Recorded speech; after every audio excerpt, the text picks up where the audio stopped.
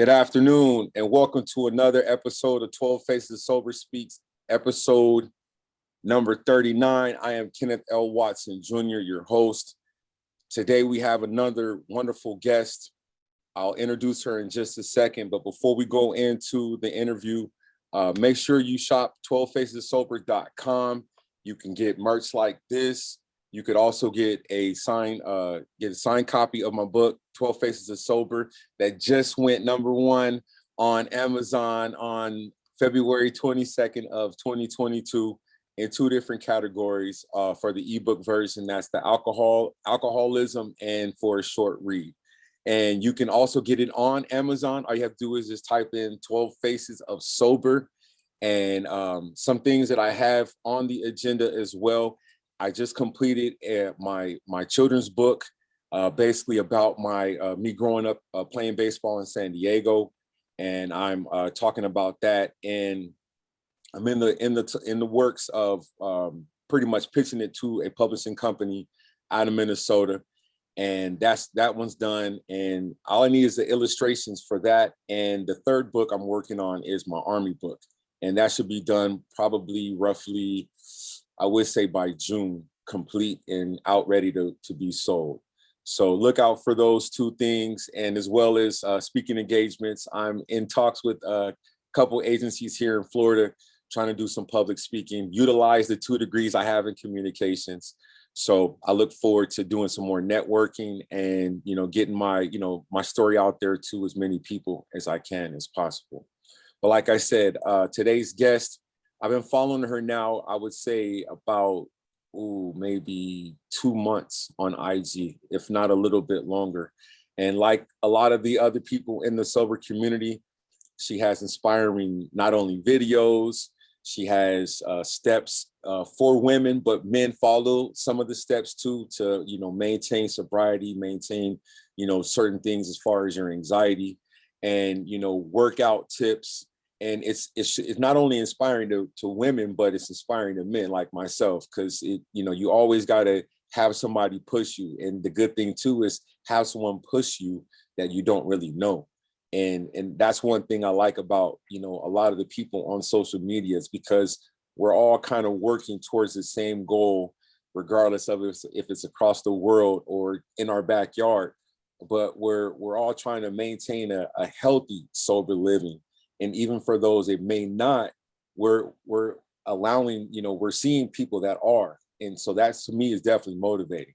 So enough of me talking, but she goes on IG, it's Sober Sisters. And I want to welcome my guest, Megan. Welcome to 12 Faces of Sober Speaks podcast. Go ahead and introduce yourself. Let us know where you're from, and then we'll jump right into the interview. All right. Thank you. Thanks so much for having me, Kenneth. And congratulations on all your books. That's amazing. I'm definitely going to have to grab one off of Amazon. So my name is Megan. I am 38 years old, single mom of 2 boys, and I live in Boston, Massachusetts. Okay. And so let's go ahead and jump into the backstory. Now, does your family have history with alcoholism, or was this something that, you picked up on your own? Yeah. Like growing up, my mom didn't drink at all. And if she did drink, I would get like upset. I remember saying like, moms don't drink. Like to me, like moms just weren't supposed to drink. They didn't really drink. But once in a blue moon, she would have a drink. And I remember it would like really upset me. My dad drank, definitely, more than my mom, but it wasn't like a huge issue. Mm-hmm. So yeah, it wasn't really something that I like grew up with, okay. I would say. So when did alcohol actually become a problem for you, if you didn't necessarily experience it amongst your family? Yeah, so I guess like the first time I drank was probably like in 9th grade in high school. And it wasn't, a great experience. I remember getting sick the first time. And then I didn't really drink too much after that until my early 20s, and but it wasn't every day. But when I did, it wasn't good. It definitely would be to the point of getting sick, to the point of, blacking out, putting myself in dangerous situations. But again, it wasn't something that like every day I thought about alcohol or that I needed it. It just, when I did drink, it was definitely a problem. And then I guess when it really became a problem was after I had my first son, and I discovered wine and just more drinking at home, which wasn't really a thing for me before that. It would just be drinking when I went out with friends or went out on the weekends. I was a bartender, so when I had drinks after work. But now I moved that over to drinking at home. After a long day of being a mom. Yeah, so that kind of just, it was still like I could have a glass of wine and leave it. I wasn't drinking the whole bottle. That didn't happen until probably about 6 years ago, when right before my divorce. Maybe even before that, I started slowly just drinking more. And then for 5 years after my divorce, I pretty much just drank, turned to wine as a coping mechanism for stress, loneliness, sadness. And I found myself drinking pretty much every single night of the week, unless I was working. I work overnight shifts. So those were nights I knew I wouldn't drink. I knew I'd get 3 alcohol-free nights, but all the other nights, it became part of my nightly routine. I was drinking a bottle of wine pretty much every night. And now you just mentioned divorce. Now that's something we have in common. But the difference is that I was sober when I got, was going through my divorce, or even, I believe I was roughly, I would say it was 4 months before I had my divorce, or when my divorce was finalized, I was started to get sober. So how was, not to go too personal into that, but we'll talk about like the stress side of it. Like how did you manage your stress? I mean, I understand that you were drinking, but did you begin to see some of those things as a problem, like the drinking? Yeah, so it really ramped up, like I said, like right before my divorce, because I didn't know what was going on as far as my marriage. And I just turned to that to just get me through that time, I guess. And looking back, I wish that I hadn't, because I feel like I would have healed sooner from everything. But instead, I literally stayed stagnant for 5 years because I was drinking, and I was never like healing from what I had gone through. But it was pretty much as soon as I moved out of the house with the kids and I was on my own, that's when I just didn't cope with anything. I just just drank wine to forget about everything and to, not face what really had just happened. I had so much guilt too, having kids and getting divorced. I had so much guilt, shame. I felt like such a bad mom that the family didn't work out. I just was really sad for like a long time. But on the outside, people wouldn't have known that. I was very good at like holding myself together. I mean, I never missed a day of work. I never was late for work. I still did my job very well, but then those other 4 days of the week, I was just either drinking, thinking about drinking, or hungover. And that was, and during that time, was that where the isolation came in, or were you drinking outside? I know you were saying that you were starting to drink wine in the home. Was that more of that time period? Yeah, so mostly I was drinking at home, but I still would go out once in a while, and that would just be a disaster, shit show, pretty much. I would always end up crying. I would end up emotional. I would totally black out, forget things, forget parts of the night. And then I ended up in a relationship for a while, and we'd go out, have a wonderful time. I would drink and just ruin the whole night, because I'd end up, all these emotions that I was just keeping in would just come out as soon as I started drinking, and just really just embarrass myself. And yeah, it just wasn't really good. I was also would once in a while also take Xanax and drink. I would sometimes drive, and I was just like kind of a emotional basket case, I guess you could say, for like a good solid few years. And then towards the end, I'd say the last like year or so, I really just isolated. I didn't go out. And I think it's because we were in the pandemic. It was the beginning of the pandemic. So I really was just drinking alone, to the point where I just was blacking out pretty much every night. I was like, I would take my kids to school, come home and get right back into bed. I was sad, hopeless, to the point where like I didn't even know if I wanted to be here anymore. And I had messaged my brother. I still have this written down, where basically I said, I can see how people get to the point where they feel like they wouldn't, they'd be better off not here on this earth. And that's really like one of my lows before I finally stopped drinking. But I did try to stop drinking so many times, and just never. I have so many notebooks that I actually just found, and I would say day 1, no alcohol. And this is going back to like 2014, and it would never get to like day 2 or 3. Like it would just start there, and then that would be it. I never could get past like the day 3 thing. So literally for 5 years or more, I never really got more than a few days, maybe a week. That was pretty much it.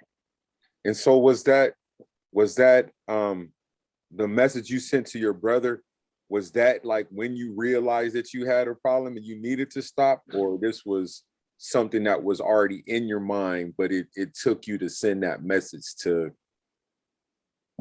What's funny? I like reached out I was seeing a therapist for like years, and I would tell her all the time, like, I'm concerned about my drinking. I just feel like I'm drinking too much. And I know it's making me depressed and anxious and do bad things, make bad decisions.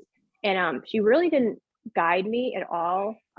She didn't specialize in substance abuse or anything. And I think that was sort of the problem. And that's why now when I do talk to women, I always say, like, make sure your therapist specializes in this, because clearly I wasted a lot of time kind of just still working with her. And and I even tried to reach out to my family. I tried to tell my mom, like, Mom, I think I have a problem. Like, I don't know. And she'd be like, you're okay, kind of would blow me off, which I think happens a lot, especially to women, for some reason. And she's like, I'm so sorry. I didn't know that it was, so bad. But yeah, that around that time when I sent my brother that message, that was like definitely a point where I was like, I need to do something. That's deep. And I never really thought about that, because like, I guess for me is like if you're, you're the child and you come to your parent and you tell them like, hey, I have an issue. I don't, I wouldn't have never imagined someone, giving that answer, which I'm sure is common, but like to hear it, like I'm very surprised. Like that's interesting. Right. Yeah. And my mom, like, I'm very close with my mom. I mean, but my family also I don't live around my family, and I haven't for 20 years. So they don't know what I do on a daily basis. They don't know how, what's really going on in my life, except for what I tell them. But I think also my mom, they don't want to like know that your child is hurting or anything. And so maybe she was in some denial, she didn't want to know that I was really hurting, knowing that she was far away. My family lives in New York. That's where I'm from. So maybe she just, was kind of trying to just pretend that it wasn't really going on. Oh, so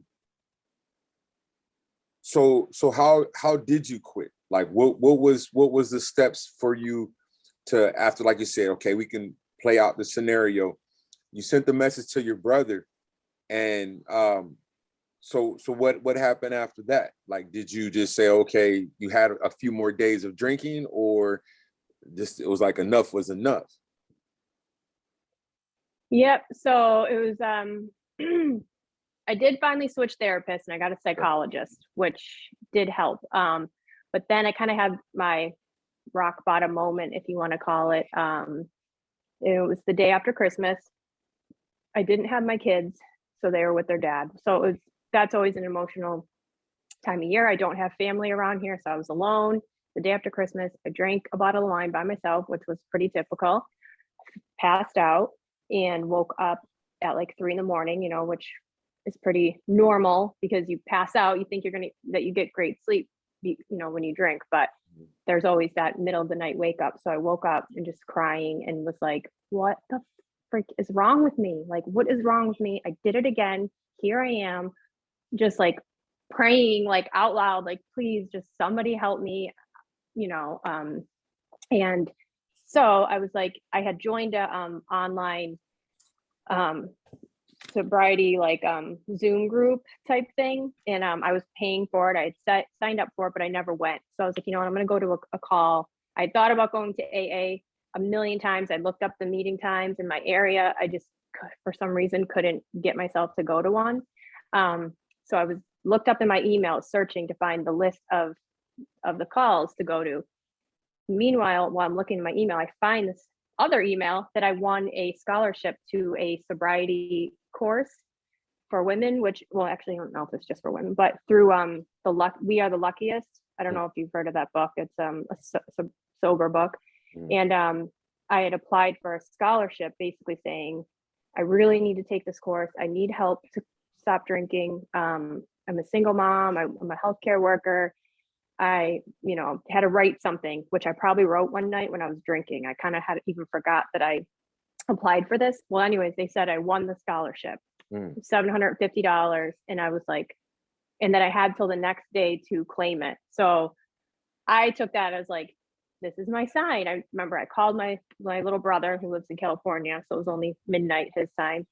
And I was like, told him everything. And I was so excited. And honestly, winning that scholarship, taking this course, which was for the next 3 months, definitely changed my life. I learned so much. I didn't know anything. I didn't know about like sober podcasts or sober books or the whole world of sobriety. I didn't have on Instagram. So I took the course and I did 100 days on my own, and felt really great. But then the course ended and I kind of didn't know where to go. And I was afraid I was going to start drinking again. So I went back to my doctor, and meanwhile I had been started an antidepressant. So now, thankfully, I wasn't really depressed anymore from stopping drinking and from starting Wellbutrin. And I told her I still kind of felt like I was having cravings to drink. So I started a medication at that point. I started on Naltrexone for a few months, which you know, helps with cravings. It helps you to just not desire alcohol. And at first I said no, like I'm not that person. I still was kind of in denial that, you know, I had a problem that would require, you know, that it was like going to be a lifelong thing for me to not drink. And so I went back and I researched it, and I was like, you know what? I was drinking. It's healthier than drinking. The benefits outweigh the risk. I'm going to take a medication temporarily. And honestly, that is part of my journey. And I was really ashamed and embarrassed of it, but now I'm not, because I feel like people need to know all the different options. So I did use some medication at one point.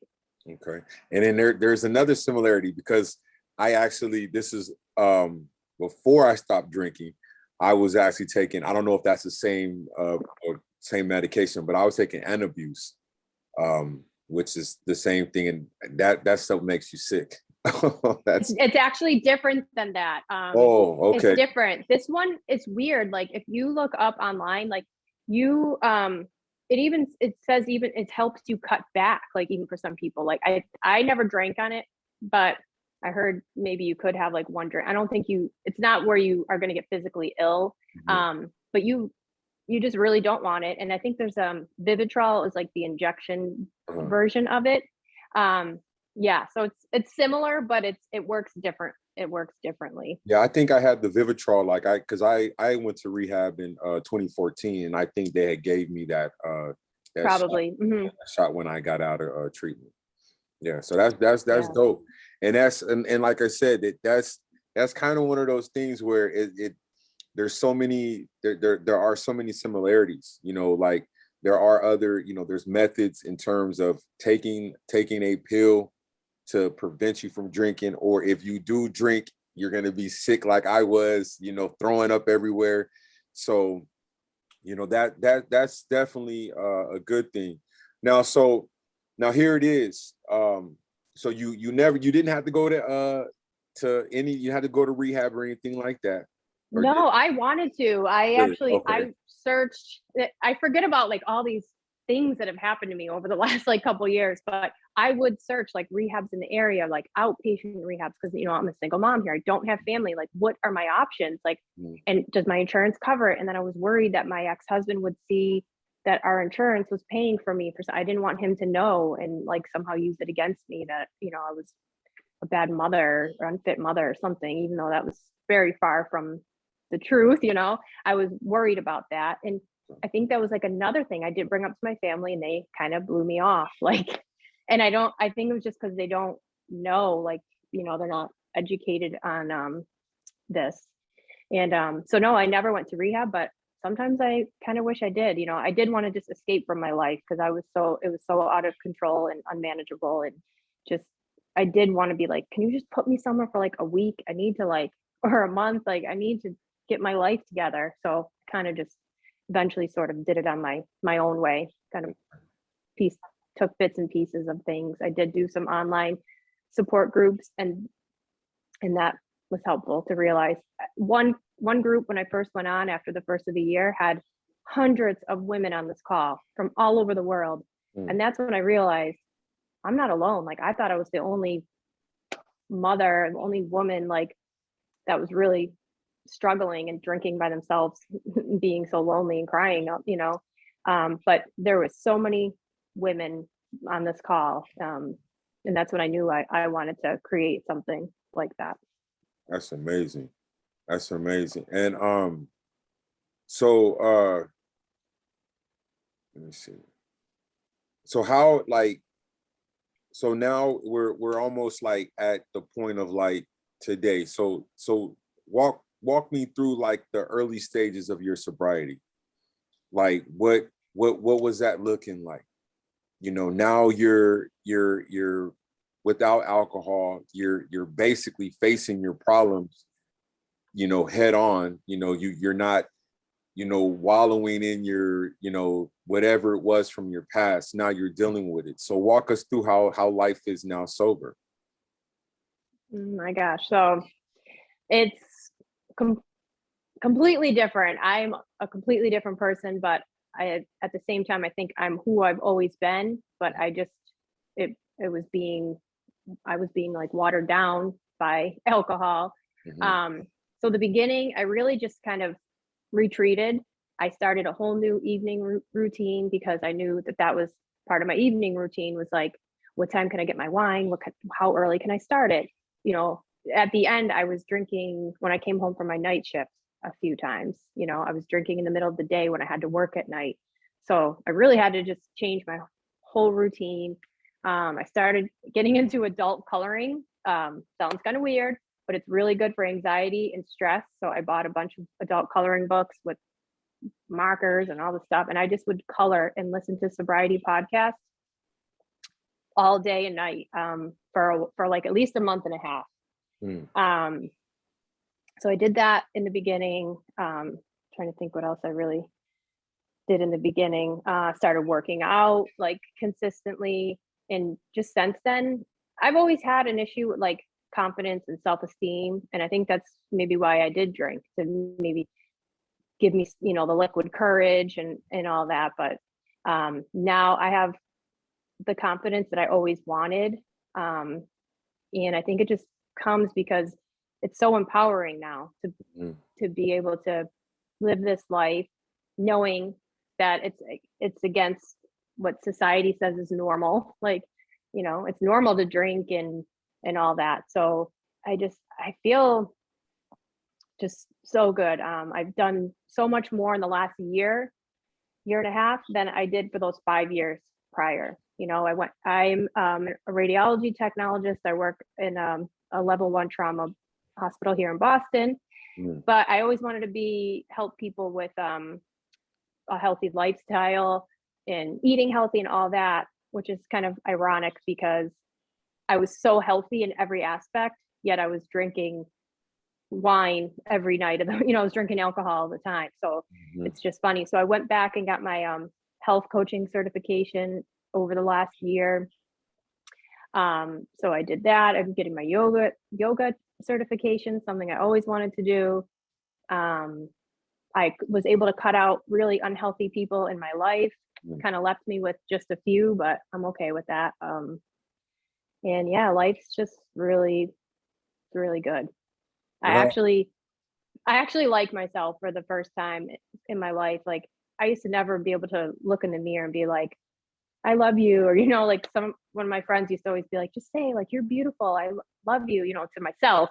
Like, I can't say that. I couldn't even in the beginning say an affirmation. Like, I couldn't say anything without crying, or I couldn't even look myself in the mirror. Now I can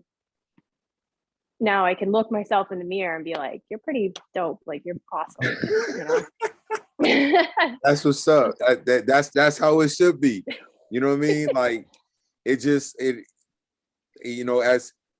I'm from Cali, so there's a certain type of music, from the Bay, and they like to say they feeling themselves. So if you feeling yourself, that's how it should be. It's like let yourself know, like, hey, I'm handsome today. You know what I mean? Like, because that's what it is. Nothing wrong with that. Yeah, because excuse me, I think it's key to be able to, you said it, love yourself, because when you were drinking, you were basically punishing yourself. You're trying to dig yourself into a deeper hole. And now it's like you're sober. Now it's like, okay, I appreciate these things. Okay, I appreciate, that I can go out here and, function normal and not be be a sad person or letting a situation bring me down, and you're moving forward, and you're being able to, get certifications to do different things. And, would you have been able to do these opportunities if you were still drinking? Probably not. Definitely not. No, I mean, I felt like my brain was like getting fried at the end. I was getting dizzy, vertigo while driving. I just couldn't put anything into my brain, and so now I feel like I have repaired my brain. And that's the good thing about recovery. And once you stop, we can reverse a lot of the damage that we've caused just by stopping. Yeah, that's that. I second that. I second that, because I was eating unhealthy foods, found out I had all these, medical, I have diabetes and everything. And just over this, 5-year time span, like, I've dropped 40 pounds. My diabetes is normalized. It's not, my A1C is below a 6. So my doctor doesn't harass me anymore and not giving me all kind of medication. But if I was still drinking, that might be the total opposite, because at that time I was ignoring my health. I wasn't taking care of myself. And just like you said, you having more opportunities. Even when I got sober, I went to school and received my master's degree. And I was saying that for so long, because I graduated in 2003 with my bachelor's, and I wanted to go then. And then I was enrolled in my master's program in 2014, but because of the marriage that I was in, and that I couldn't fulfill it, and I was drinking. So that's what I second that. When it's like, when you do get sober, opportunities that you don't necessarily think will be are now there and are available and at your, within reach, because you're not spending that time drinking. Like you said, you said there's a certain time of the day that you're drinking. Now you're putting that time into something else. You wouldn't be able to do that if you were still drinking. So I think that's amazing. Really, really amazing. And then let me see. So how does your family view you now that you're sober? Like, I know that they not some, I guess they were somewhat in denial. So now that they see you, this totally different person, different energy, probably coming or smiling, like, they're probably like, you okay? Like, you probably just a whole different spirit. So how, like, what's their thoughts on it, how you are today? Um, it's funny. I don't really talk to my dad too much about it, really at all. But my mom, she's obviously so happy and proud, and she has like said, "I feel so bad. I didn't realize that it was affecting you that bad." And that's why I always also tell people, don't worry about what other people say. If you feel like it's a problem for you, if you feel like this is not aligning with who I am and it is causing problems in my life, then that's it. That's all you need to know. Don't worry about other people saying like, "Oh, you're okay. You're not that bad," because no one knows the torment that's going on in your mind. But my brother's really proud of me. He's even been trying to he's like cutting back on drinking a lot. And my sister, she's never drank, and it's funny because we got in a few years ago. I haven't seen her in a while because we live in different states, but I had went home and we went to a family party. I was drinking and I kept making fun of her for not drinking. She's, like I said, she's never drank, and I'd be like, "You're boring, you're no fun." She ended up crying. And looking back now, I'd called her up to apologize, and I was like, "You know what, I'm sorry, but I'm so sorry. You are actually the fun one. I was the boring one. That is boring, drinking and being lazy the next day." And she's gone on like a million vacations. She's in Utah right now skiing with her family. She's been, way more places, done more things than I've ever done. And so yeah, so I'd say my family's definitely so happy. They follow my Instagram. My sister actually even had messaged me the other day, and she was like, "I finally just looked at your Instagram. It's really good. I really like it. You have some good things." I'm like, "Oh, thanks." Like apparently she hadn't been looking at it this whole time, but now, yeah, she's really happy for me. That's what's up. And then now we going I wanted for if you can educate those that may not know the term. So what is the mommy wine culture? Okay, so it's basically the big alcohol companies promoting moms in particular to drink, that we deserve it after a hard day of being a mom, that they have it on t-shirts. They have it, my mommy wine juice, my mommy drinks because I cry or something. It's a whole, if you go on Amazon, you can look up all t-shirts, onesies of babies, onesies for babies, everything that just basically is promoting moms to drink alcohol, and that it is okay and that it's accepting, and that we are pressured to drink. It's involved in, it's at baby showers, it's at play dates now. If you go and bring your kids to a play date, they're making mimosas in the morning. It's just, they're at kids' t-ball games, baseball games, it's drinking. It's everywhere, and it's very hard to find people and find moms that don't drink. So that's, I guess, it in a nutshell. It's not good. It's really damaging, and like I had just posted the other day that alcohol use is a huge risk factor for breast cancer, and it's, nobody knows that. 1 in 4 women know that statistic. So And they still very dangerous. and some still indulge. That right there would open up a whole lot of eyes, definitely. So all right, let me see one more thing here, and let's see. So how has, I don't know if I asked this, how has the sober community on IG impacted your journey thus far? Oh my gosh. I wouldn't be here, I would say, without it. Sorry, I'm gonna plug it. I wouldn't be here without the sober IG community. I feel like I've met so many people. I didn't, when I started my account, I literally thought I was like one of the first people. I had no idea like how big. I'm not even kidding you. I literally laugh about it now because I thought that like I was, one of the first people. But it's just so inspiring to see so many people getting sober, succeeding at life, following their dreams, and being happy doing it and having fun, and just all supporting each other and pumping each other up. And it's been life changing. I love it. I would be sad if like Instagram closed down forever. Right. And then so now what about your merch? What, don't you have merch as well? I think I saw that on your link tree. Am I correct, or is that someone else's? Was that That's me. This is one of the shirts I made, okay? hangover Okay. free. The back says Soba Sisters. Oh, and Soba, like it's like a Boston accent, basically. Like in Boston, we don't say ours. So like people wouldn't say sober. They'd be like, oh yeah, I'm wicked soba. Like that's just kind of how Boston. So that's where I came up with that. So the back says like Soba Sisters, or I have like Wicked Soba. And there's a link there. I haven't like really sold like a ton of it. But I want to. There's a million different things like on the site that you can buy. There's t-shirts, hoodies. I live in alcohol-free gear these days. I don't know about you. That's literally 75% of my clothes are just anything to do with not drinking, because I want to just promote it to everybody, strangers or anyone.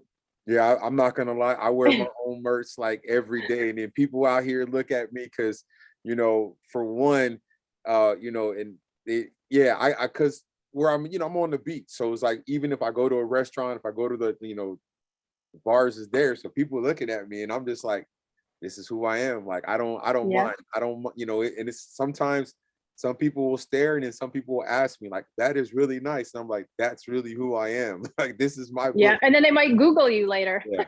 I've They had might look literally you up. people like buy my book just off of like just seeing my hoodie and stuff like that. Yeah. So it's Awesome. definitely amazing. Now let me see.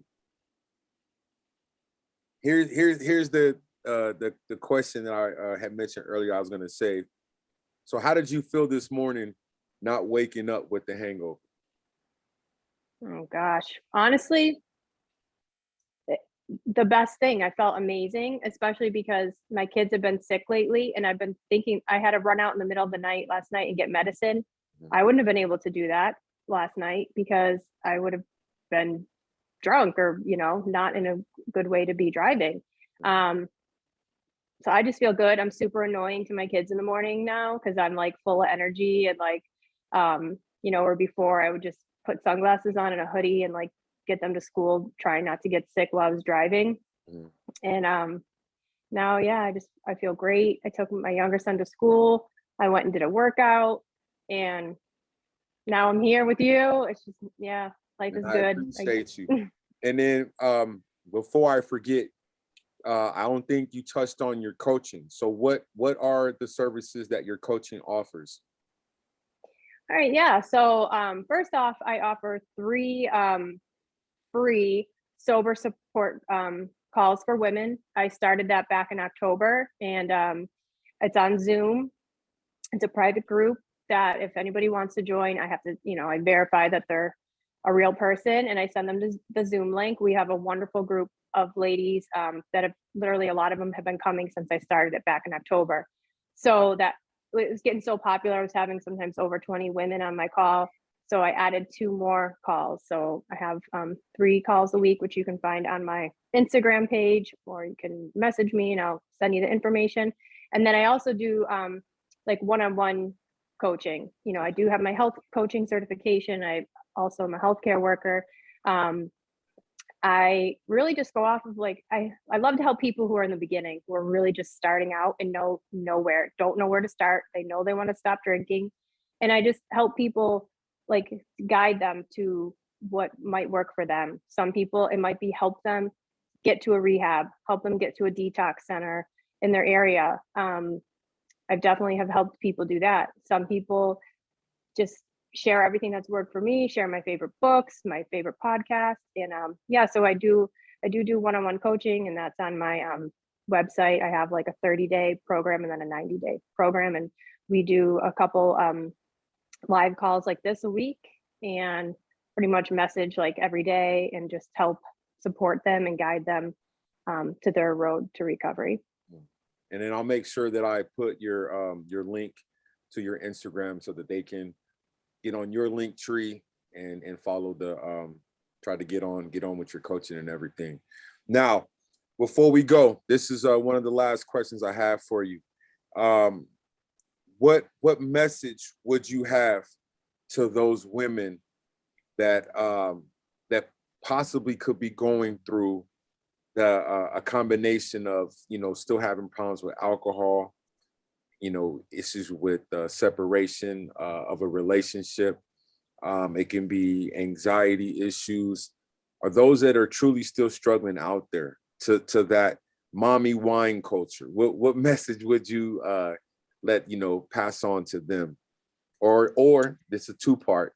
Second, or to those that are early in sobriety, because you just mentioned that you like to, you reach out to those early in sobriety. So, what would that message be? So I guess to those two groups of women. Okay. Definitely that if I can do it, you can do it. And that you're not alone. There's nothing wrong with you. It's only natural for a human to want to soothe their pain and their suffering, and to turn to a substance to help do that. That's a natural human response. So there's nothing wrong with you, and that there's so much help out there. There's so many women that are struggling, and that if you have anxiety and depression, that it's most likely 100% the alcohol, or at least it's made 100 times worse because of the drinking. I'm telling you, I was at my lowest point, hopeless, didn't want to, continue on. And I can say I'm nowhere near that now. I love life, and you can change. You don't have to, suffer in silence alone anymore. Mm. Well, Megan, I just want to say thank you so much for joining 12 Faces Sober Speaks podcast. You definitely provided a lot of good information. That's one thing that the purpose of me having the podcast is to kind of connect the dots and to see, if there are some similarities in our stories. And it's truly have not 100%, but just, some things where it's like, okay, that we're, like you said, we're not alone. We're not the only person that might be going through something that's life-changing, or now it's making us dependent on that substance. And so I commend you and I salute you for being sober as long as you have. And I want you to continue to inspire women out there that may think it's, it's okay to drink, but not to accept the fact that they may possibly have a drinking problem.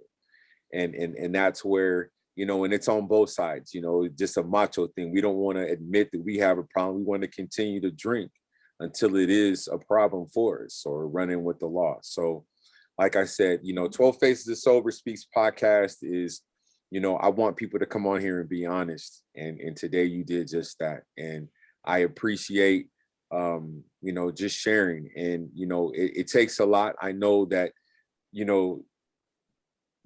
sharing your own personal stuff, can be difficult. And so I do appreciate you confiding, with sharing the information that you did with me today. Truly. Of course. Yeah. Yeah. Thank you so much for having me on. I think this is awesome what you're doing, and any opportunity I get to share my story, if I can just help, inspire one person, then it's worth, putting my vulnerable, my story out there. So thank you so much for having me. Thank you. And like I said, ladies and gentlemen, this is concludes 12 Faces Sober Speaks podcast, episode 39. You can subscribe, comment. These will all be on YouTube. I'm working on putting them on other platforms soon, but I am a one-person show, so I'm doing the best that I can. But just know that more content is coming. Like I said, 12facessober.com. Follow me on Instagram, 12 Faces Sober. Facebook, 12 Faces Sober. Twitter, 12 Faces Sober. I'm out here. TikTok, 12 Faces Sober. I'm trying to get out here as much as I can. But once again, this is why I do it, is just try to put out the message, allow people to come on here and speak, and hopefully be able to help one, if not more. That's the goal. And I'm done for today. But once again, Megan, thank you so much for coming on. And I look forward to seeing some more wonderful, amazing posts on your page.